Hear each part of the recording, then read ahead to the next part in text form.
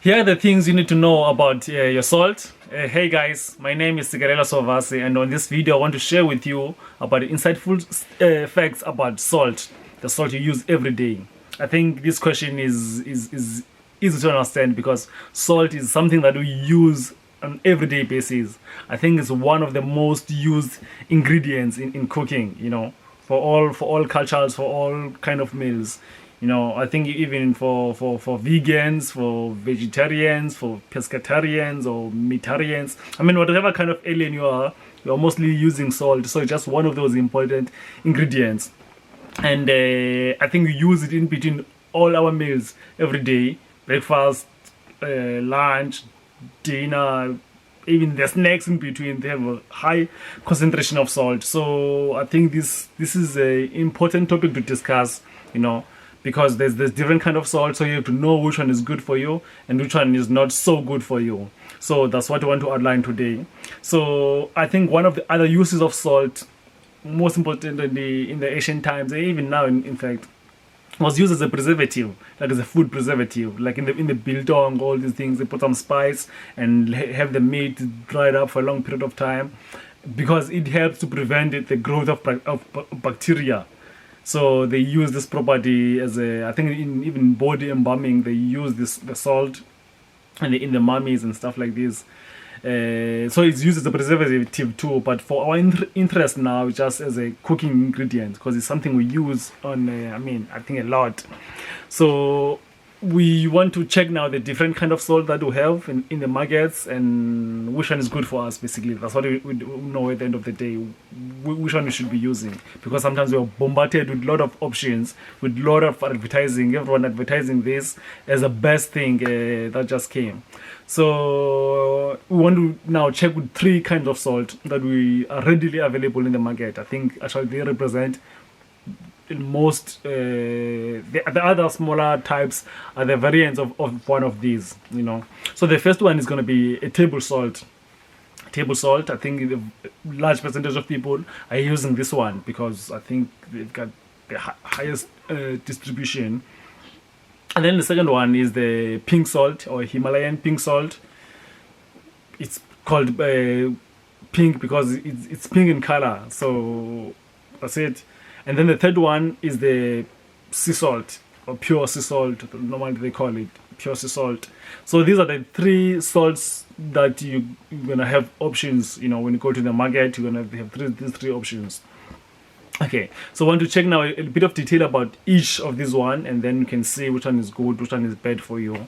And then this is the purpose of this so that you can have an outcome or something that you can take out of this. Okay, now I'm gonna make this change. I was using this salt, now I can end up making a change and using this salt. This is the aim. So I started with the first one because, like I said, I assume most people are using this one. It's the table salt.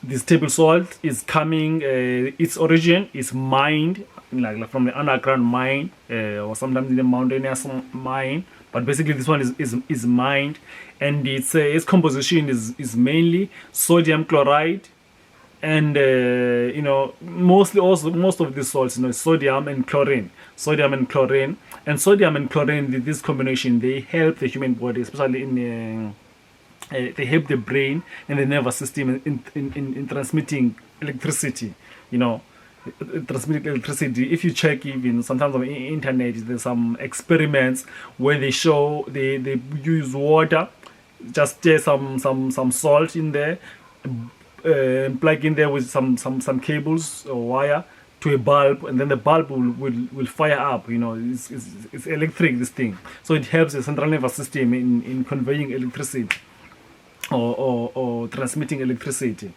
So it's 97% in sodium in terms of composition, 97% or 98% plus sodium chloride. And then specifically with table salt, they will add another chemical, which is iodine. It's a chemical, it's an inorganic form, this one.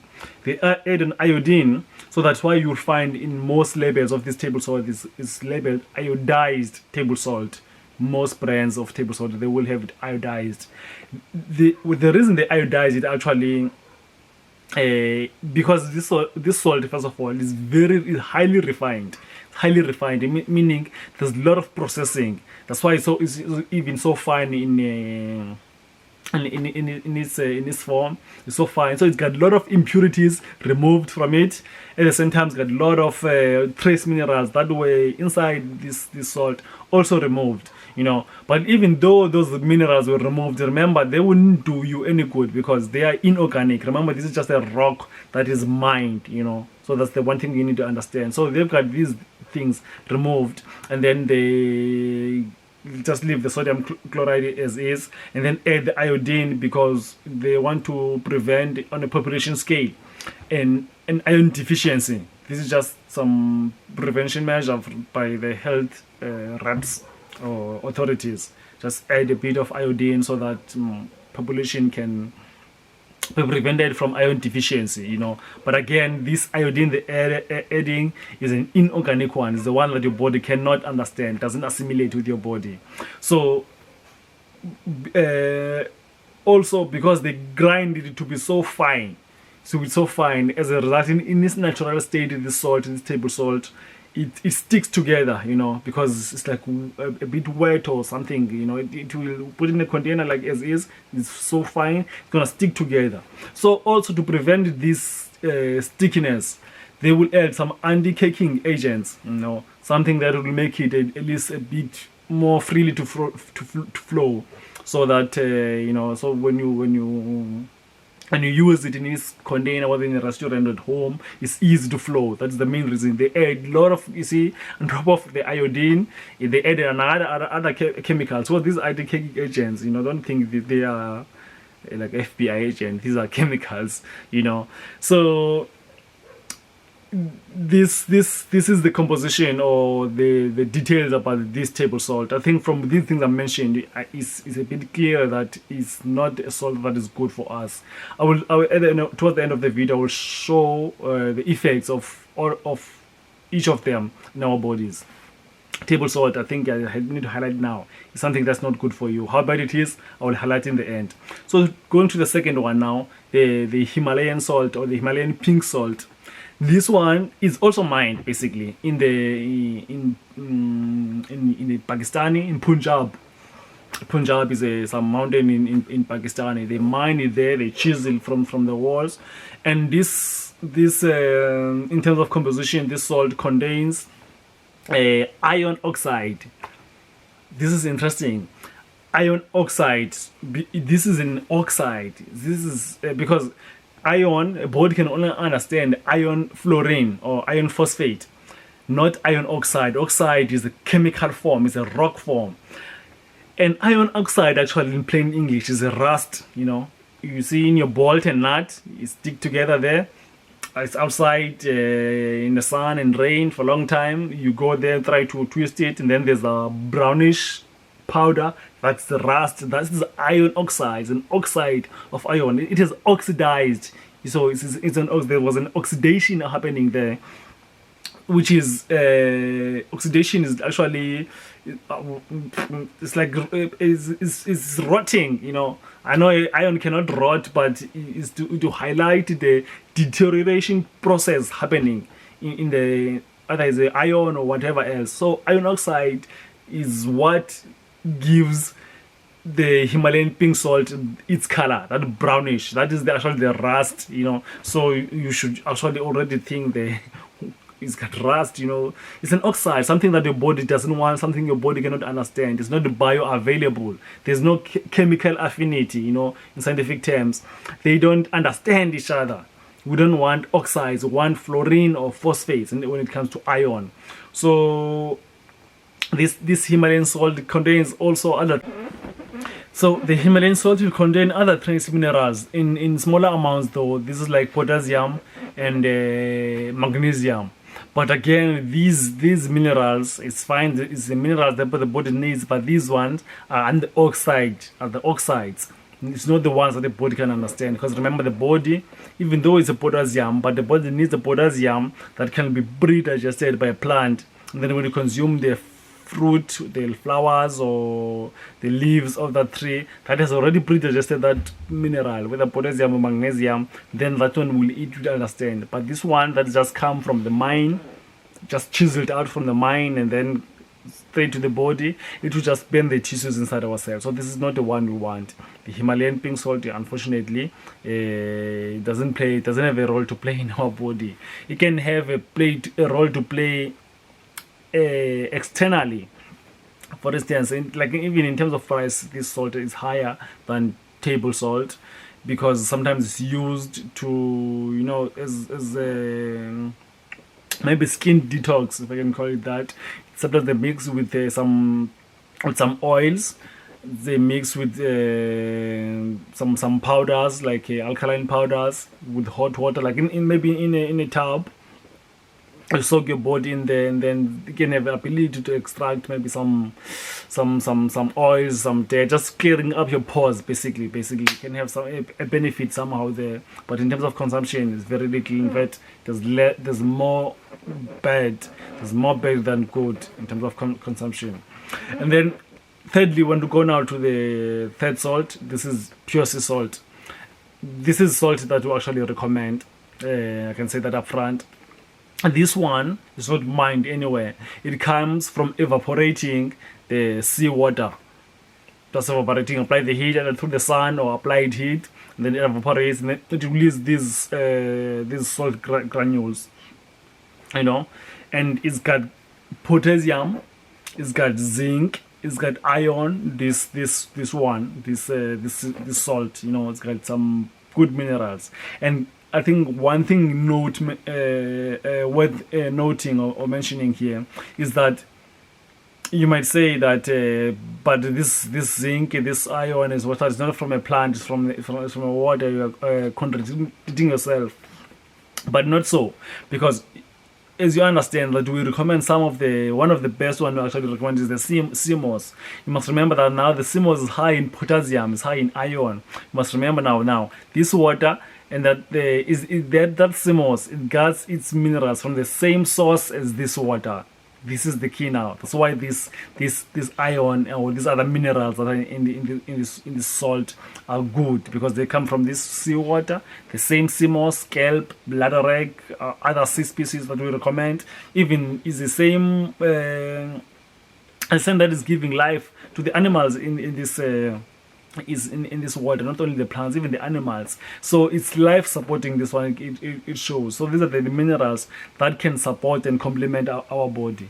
So it's less refined. In fact, when you find it's going to be more granular, larger grains than you find on one of the refined sea salt. So it's going to be more granular. Normally it comes with that crusher container where you have to crush it, make it more finer. And I think in terms of taste as well, it's different. I think it's going to be difficult to describe the taste, but it's just going to be different than the other two salts. I don't have very much experience in pink salt anyway. I just changed from table salt to sea salt. So in terms of taste, the pink salt, I don't know. But I know the pure sea salt will be definitely different. It's definitely different in terms of taste, but it's still salty. It's still gonna be give that a flavor of salty taste. So yeah, this is what we wanted to show in this video. So I wanted to make it short and into detail.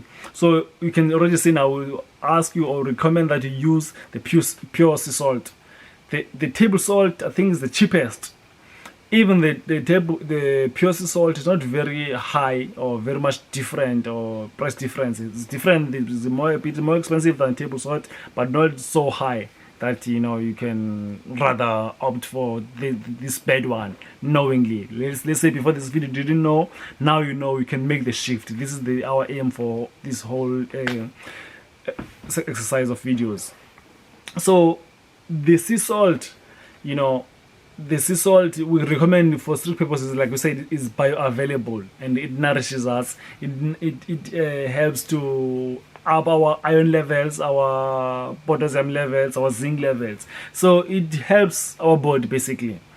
Whereas these two, sodium chloride, inorganic sodium chloride, when you say chloride, like oxide, is not good for us. We want fluorine or that sort, potassium phosphate, you know, the one that side that is from a plant source, which is what we get on the other minerals. So these one, the oxide, they create or they cause a risk of heart risk or heart disease. And heart disease obviously goes together with high blood pressure, but most notedly is the high blood pressure. And this is how this thing happens. Why the salt is attributed to a lot of cases of high blood pressure. And as I say, high blood pressure and heart disease is interconnected, because the heart is the one that must pump the blood. The one must pump the blood, and the blood travels through the veins, you know. So the pressure, the blood pressure happens in the veins there. So this whole system is interconnected, and the cardiovascular system. So what happens? What creates this? I just want to make what happens. Just show you what happens in the cell. In fact, what happens to high blood pressure first before you understand in a cellular level. High blood pressure is as it describes itself, is there's more pressure now in the flow of blood. What causes the pressure? Okay, the heart, as I mentioned, is the pump that is pumping the blood to various organs of the body, and it has to do with the viscosity of the blood. Viscosity is like the measure of thickness of liquids.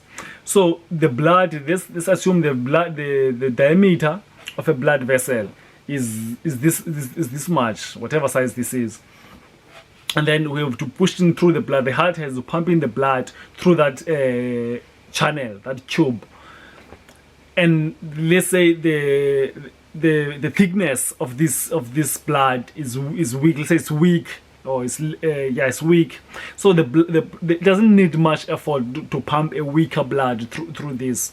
Whereas now, when the blood becomes thicker, as you will see, what makes the blood thicker, the blood now has to struggle to push the same blood through the same channel. You can take an example. If you have to suck maybe pure water from a glass using a straw, any size straw, you suck it, it's almost effortless. You know, water, the viscosity is very less.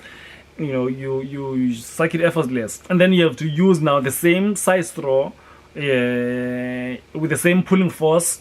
You pull now a different liquid, like maybe a thick smoothie.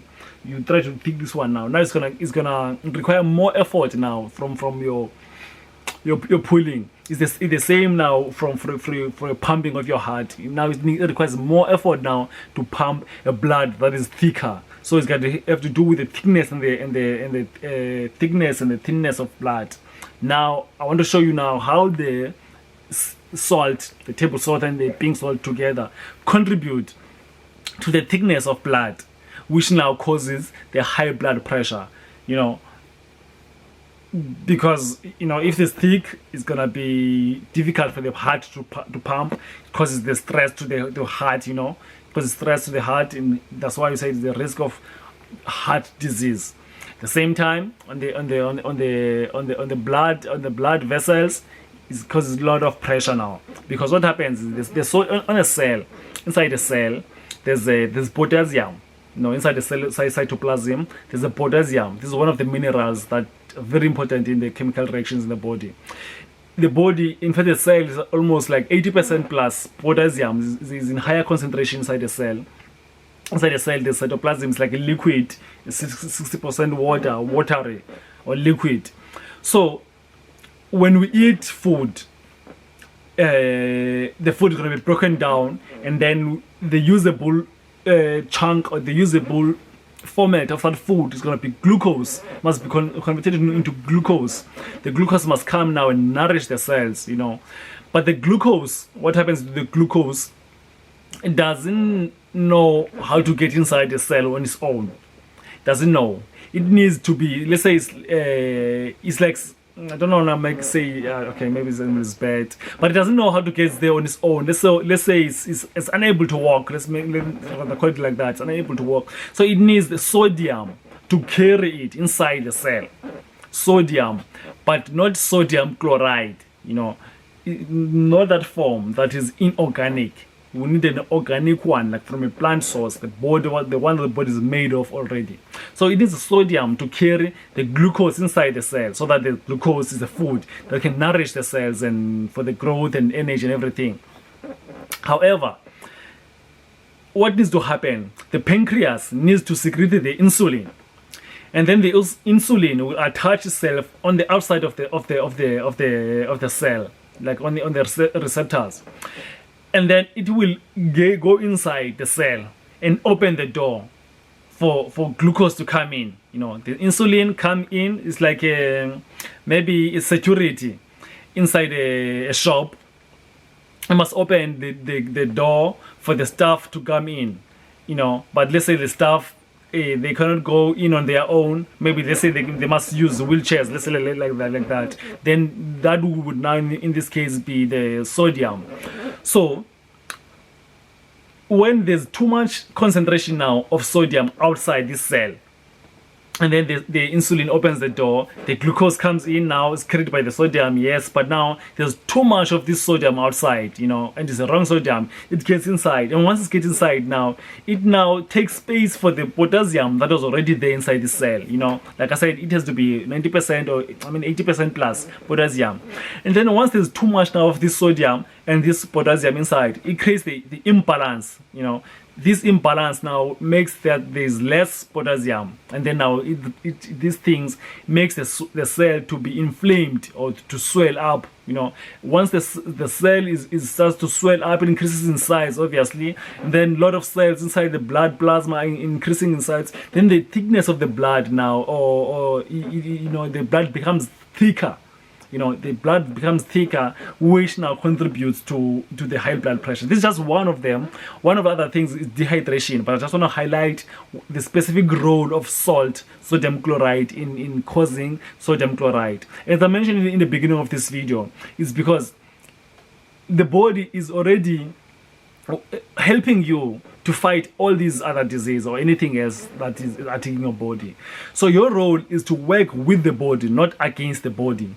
So if every meal you consume every day, all of them contain salt, is in this wrong salt, so by doing this you are working against your body. So your body now, at some point, it's not going to be immediate, it's not going to be in the next few years, you know, depending on your age, but at some point in time, it's going to say, I'm tired now, you know, because you're working against me. All your body needs is that you work with it, and then you'll be fine, you know, you'll be fine. Sometimes that's why I tell people, don't need to be perfect in anything, don't need to be perfect, just do what is necessary, you know. I just normally say apply the 80-20 rule. As long as 80% of the time you're okay, you're fine. Don't strive for perfection, because you will not achieve it. I just have to be honest, you will not achieve it, and then you will just live your life now trying to monitor and your health, what you eat and everything. But it's not being about that. You are here to fulfill your other duties in this life. And as you go along, you need to have time to refuel your body, you know. What's important that most of the time you refuel with the good food or the good nourishment. That's all what you're encouraging. So that's why we're even stressing even now that, you know, try to make simple changes and small things that you use every day, because this is about accumulation, you know, the differences in numbers. If you can change this now, and instead of table salt, if you're using it, you get information here, you change to pure sea salt. Maybe a small sacrifice in terms of price change, doesn't matter. I mean, it's for your good. It's for your good. And then it's fine. Then our job is done. So that's what I want to highlight in this video, guys. So yeah, I hope you find value. If you watch this on YouTube, just make sure you subscribe to the channel so that you can get instant notification for other videos that are coming. If you watch it on our Facebook page, just make sure you follow the page as well, because we're gonna be sort of posting content on different platforms. So I might do a video like this and decide to post on different platforms. But anyway, just make sure that you are part of this journey, and we will keep sharing a lot of information as we go. So thank you for watching, guys. I will see you in the next video. I'll see what topic is going to be about. Anyway, take care. Thank you.